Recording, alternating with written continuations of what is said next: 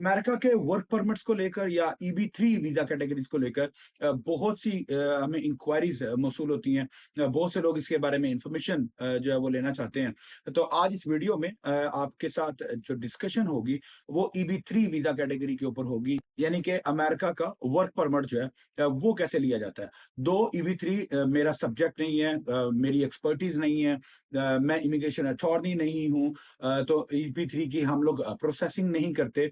But just because बहुत सारी enquiries आ रही हैं, स्पेशली जैसे पाकिस्तान से या मिडल ईस्ट में बहुत से कंपनीज जो है वो ईबी-3 वीज़ास को प्रमोट कर रही हैं। इनकी जो है वो स्पॉन्सरशिप जो है वो प्रोवाइड कर रहे हैं वर्क परमिट के लिए। तो इसलिए हमारे पास बहुत सी इंक्वायरीज़ आती हैं। तो इसलिए मुझे लगा कि जो एक रीज़नेबल अमाउंट ऑफ इन्फॉर्मेशन जो है ईबी-3 से रिलेटेड आपको प्रोवाइड की जा सके, ताकि आप अपने वर्क परमिट से रिलेटेड और ईबी-3 वीज़ा कैटेगरी से रिलेटेड एक अच्छा इन्फॉर्म्ड डिसीजन ले सके। So stay tuned till the end of this video to understand how does the EB-3 visa program works and what are the work permits of America. Assalamu alaikum. My name is Rahil Sheikh. I'm a business consultant based in Virginia, USA. मेरी firm Startup Business Bureau में we provide consulting and management services to international investors and entrepreneurs जो America में अपना business establish करना चाहते हैं और उस इन्वेस्टमेंट की बेस के ऊपर अमेरिका के ई वीजा प्रोग्राम्स को, जो इन्वेस्टर और बिजनेस वीजा प्रोग्राम्स हैं, उनको परसू करना चाहते हैं। तो कि ई2 इन्वेस्टर वीजा जो है ट्रीटी कंट्रीज के उन नेशनल्स के लिए एक ग्रेट अपॉर्चुनिटी होता है, जो अमेरिका में अपना बिजनेस एस्टेब्लिश करें और उस बिजनेस की बेस के ऊपर अमेरिका में माइग्रेट करें, अपनी फैमिली के साथ मूव करें। आप हस्बैंड और वाइफ जो है अपने किड्स जो बिलो 21 ईयर्स ऑफ एज हैं, आप उनके साथ पूरी फैमिली के साथ अमेरिका में रेजिडेंस कर सकते हैं, अमेरिका में बिजनेस कर सकते हैं। लेकिन ई2 वीजा के लिए चूंकि आपको एक बड़ी अमाउंट की इन्वेस्टमेंट जो है वो बिजनेस में करनी होती है, और बहुत से इन्वेस्टर्स जिनका कोई बिजनेस बैकग्राउंड नहीं है या जिनका इन्वेस्टर्स प्रोफाइल नहीं है, तो उनके लिए एक बड़ा कंसर्न होता है कि एक नई कंट्री में, नई जगह में जाके अगर आप बिजनेस करते हैं, इन्वेस्टमेंट्स करते हैं, तो वो एक बड़ी वॉलेटाइल इन्वेस्टमेंट्स हैं, बिजनेस का रिस्क ज्यादा है। तो इसलिए वो ईबी-3 वीजास को या वर्क परमिट्स को कंसिडर करते हैं या वर्क परमिट्स को ऑप्ट करना चाहते हैं। Now you need to understand the basic differences. जैसे बहुत सी मिडल ईस्टर्न कंट्रीज के वर्क परमिट्स होते हैं, जहाँ पे कंपनीज को एक कोटा असाइन किया जाता है और वो कोटे के अकॉर्डिंगली वो अपने बंदे शॉर्टलिस्ट करते हैं, अपनी बंदों के इंटरव्यूज करते हैं जो उनके पोटेंशियल कैंडिडेट्स होते हैं, और फिर उनमें से जिनको वो सिलेक्ट करें, उन कैंडिडेट्स को वो अपना वीजा स्पॉन्सर करके अपनी कंट्री में, अपनी कंपनी में लेकर जा सकते हैं। तो theoretically it's a same kind of a concept कि अमेरिका में भी बहुत सी कंपनीज में जब आपको वर्कफोर्स की रिक्वायरमेंट होती है, और वो ऐसी वर्कफोर्स जो लोकल मार्केट में आपके लिए अवेलेबल ना हो, बिकॉज बहुत सी इंडस्ट्रीज है, जैसे हेल्थ केयर की इंडस्ट्री है, जो होम सर्विसेज की इंडस्ट्री है, इनमें अब लेबर की बहुत सारी शॉर्टेज है अमेरिका में भी। तो इस वजह से कंपनीज को ये कोटा प्रोवाइड किया जाता है कि based on the companies profiles आप अपने इंटरनेशनल एम्प्लॉयज को जो है वो लेकर आ सको, उनको वर्क परमिट स्पॉन्सर कर सको। अब इसमें समझना ये जरूरी है कि ईबी-3 visa, of course there is a skilled visa program and there is an unskilled visa program. So more likely हम लोग जो अनस्किल्ड कैटेगरी है उसको डिस्कस करेंगे, बिकॉज दैट्स द कैटेगरी जो कि काफी वाइडली आज की डेट में स्प्रेड हो रही है, मार्केट हो रही है, बहुत सारे तरीके से इस वीजा प्रोग्राम को बेचा जा रहा है। तो आपको इसका पहले प्रोसेस समझ लीजिए कि इसका प्रोसेस ये होता है कि जब भी किसी कंपनी को अमेरिका में, जैसे यहाँ पे हमारी कोई कंपनी है, हमारी क्लीनिंग की कंपनी है, या हमारे कोई भी ऐसे होम सर्विसेज की कंपनी है, अगर हमें लेबर शॉर्टेज आती है, हमें स्टाफ रिक्वायर्ड है और वो हमें लोकल मार्केट से नहीं मिलता, तो सबसे पहले हम लेबर मार्केट में उस जॉब अपॉर्चुनिटीज की ओपनिंग जो है वो पोस्ट करते हैं। लेबर मार्केट जो कि फेडरल और स्टेट वाइज रेगुलेटेड मार्केट रहती है, उसमें वो ये फाइंड आउट करते हैं कि पूरे अमेरिका में आपके लोकल एरियाज में you are not able to find that particular person जिसकी आपको जरूरत है। वो कैंडिडेट आपके लिए या तो अवेलेबल नहीं है, या वो विलिंग नहीं है, या उसकी प्राइस स्ट्रक्चर जो है वो विलिंग नहीं है कि वो आपकी कंपनी में जॉब करे। तो जब वो लेबर मार्केट टेस्ट किया जाता है, इसको पर्म बोलते हैं।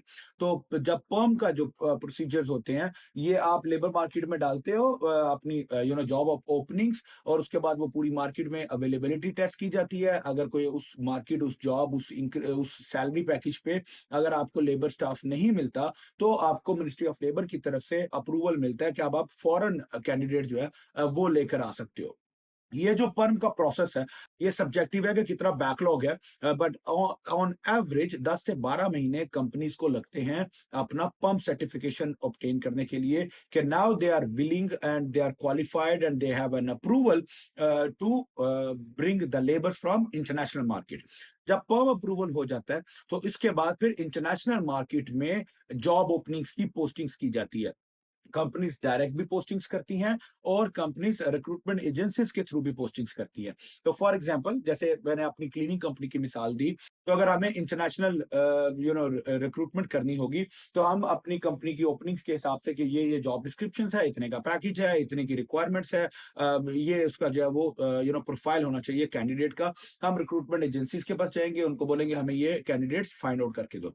अब वो रिक्रूटमेंट एजेंसीज जो है वो इंटरनेशनली मार्केट करती हैं इस जॉब ओपनिंग को। और फिर आप जब एक पोटेंशियल कैंडिडेट होते हो, अगर आपको वो जॉब ओपनिंग के हिसाब से सूटेबल लगता है आपको प्रोफाइल, आप अपनी जॉब अप्लाई करते हो, वो कंपनी के पास इंटरव्यू के लिए जाता है। If everything goes fine, then immigration का प्रोसीजर जो है, वीजा प्रोसीजर जो है वो स्टार्ट होता है।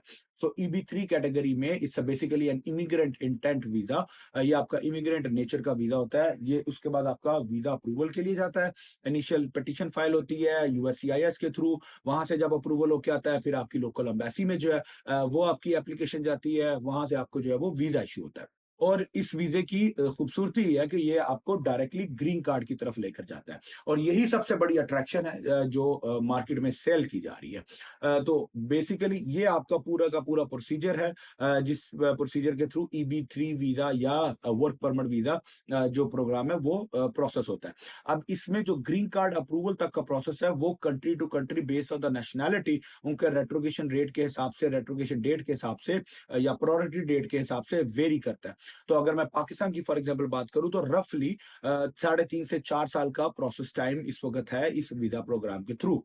तो अगर आप EB3 वीजा को कंसीडर करना चाहते हैं, तो आप सिर्फ इंटरनेशनल मार्केट के जो रिक्रूटर्स हैं, इंटरनेशनल रिक्रूटर्स हैं, आपका काम है कि आपको उन रिक्रूटर्स को एक्सेस करना चाहिए। उनके पास जो करंट लेजिटिमेट जॉब ओपनिंग्स हैं, आप उनको कंसीडर करें, उनमें से अपने से मैचिंग जो आपका जॉब प्रोफाइल लगे, आप उनमें अपनी जॉब अप्लाई करें, इंटरव्यू प्रोसेस करें, और ये सारा प्रोसीजर जो है वो आपका होता जाएगा। और इसके साथ साथ आप डायरेक्ट इंटरनेशनल कंपनीज में भी अप्लाई कर सकते हैं, कि वो कंपनी जो EB3 स्पॉन्सर देने के लिए रेडी हैं, तो वो आप उन कंपनीज की डायरेक्ट वेबसाइट्स पे या उनके कैरियर पोर्टल्स हैं, जैसे Indeed.com है या जिप रिक्रूटर्स है, आप उन प्रोफाइल्स के थ्रू, उन पोर्टल्स के थ्रू भी अपने प्रोफाइल को उन कंपनी तक पहुंचा सकते हैं, और आप EB3 की प्रोसेसिंग कर सकते हैं। इसमें जो सिर्फ केयरफुल रहने का जो पॉइंट है, वो ये है कि आप जब किसी रिक्रूटर के पास जाएं, तो मेक श्योर कीजिए कि वो जॉब ओरिजिनल हो, वो कंपनीज जो जॉब की रिक्वायरमेंट्स है जिनको, वो कंपनीज लेजिटिमेट हो, और ये